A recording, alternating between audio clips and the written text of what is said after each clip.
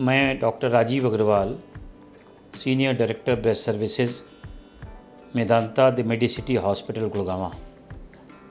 आज हम एक ऐसे ब्रेस्ट कैंसर के बारे में बात करने जा रहे हैं जो बहुत कॉमन नहीं है, बट जिसको होता है उसके लिए एक बहुत एंग्जाइटी का मोमेंट होता है, और इसको हम कहते हैं pregnancy associated breast cancer.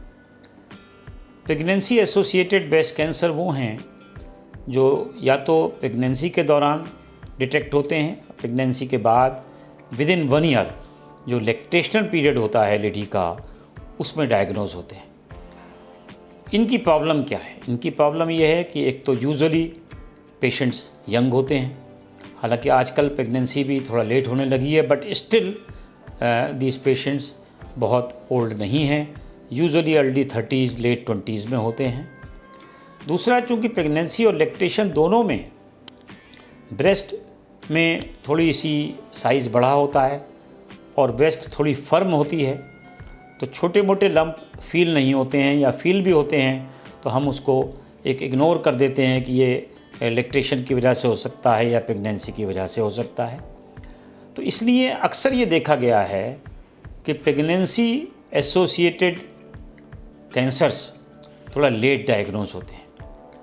Diagnosis का तरीका वही है, लेकिन चूँकि प्रेगनेंसी में पेशेंट यंग हैं, मैमोग्राफी बहुत ज़्यादा हेल्पफुल नहीं हो सकती, तो इनको यूजुअली अल्ट्रासाउंड और अल्ट्रासाउंड की गाइडेंस में निडल बायोप्सी से डायग्नोज किया जाता है।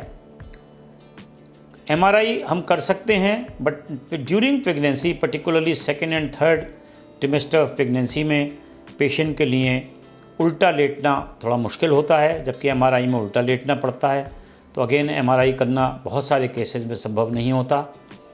पेट स्कैन, चूँकि रेडिएशन इन्वॉल्व है पूरी बॉडी का, तो यूजुअली हम पेट स्कैन इन केसेस में नहीं करते हैं।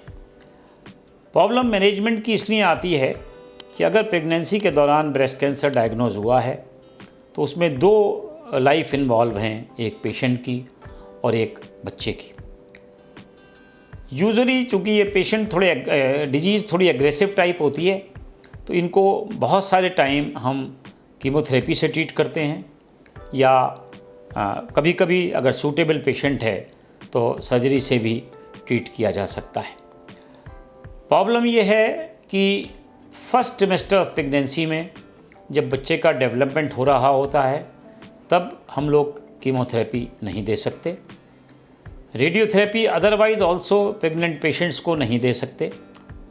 कीमोथेरेपी हम 2nd ट्रिमेस्टर ऑफ प्रेगनेंसी में दे सकते हैं, बट कीमोथेरेपी को हमें डिलीवरी से 4 से 6 हफ्ते पहले बंद करना होगा, क्योंकि अगर कीमोथेरेपी उस समय भी चल रही होगी तो बच्चे के पैदा होने में थोड़ा सा इन्फेक्शन का, थोड़ा इम्यूनिटी का रिस्क रहता है।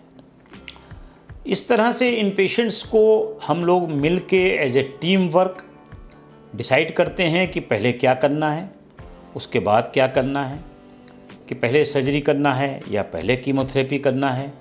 रेडिएशन को डेफिनेटली विदल्ड करते हैं।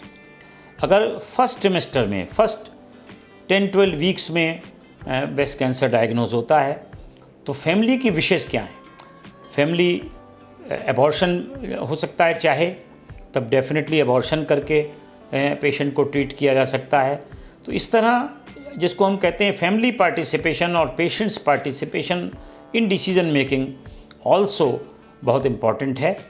और ये समझा जाता है कि बेसिकली इन पेशेंट्स के लॉन्ग टर्म रिज़ल्ट उतने अच्छे नहीं हैं। यहाँ पे इस गलतफहमी को मैं थोड़ा सा दूर करना चाहता हूँ कि वो रिज़ल्ट इसलिए कम अच्छे हैं कि अक्सर ये बहुत अर्ली स्टेज में डायग्नोज नहीं होते। मगर अगर हम स्टेज वर्सेस स्टेज को कंपैरिजन करें तो long term prognosis, long term cure rate, stage to stage pregnancy associated cancers और non pregnancy associated cancer normal breast cancer में सेम है। तो मेरा यहाँ पर टेक होम मैसेज यही है कि प्रेगनेंसी एसोसिएटेड कैंसर्स थोड़ा डिफ़िकल्ट प्रॉब्लम है। पेशेंट को जब कीमोथेरेपी चलती है, लैक्टेशन के दौरान हम उनको दूध नहीं पिला सकते बच्चे को, इस तरह की छोटे छोटे बहुत सारे इश्यूज़ आते हैं, लेकिन उनको मैनेज किया जा सकता है और ठीक से अगर ट्रीट किया जाए तो these cancers also can be cured with the same percentage as non pregnancy associated breast cancer. Thank you.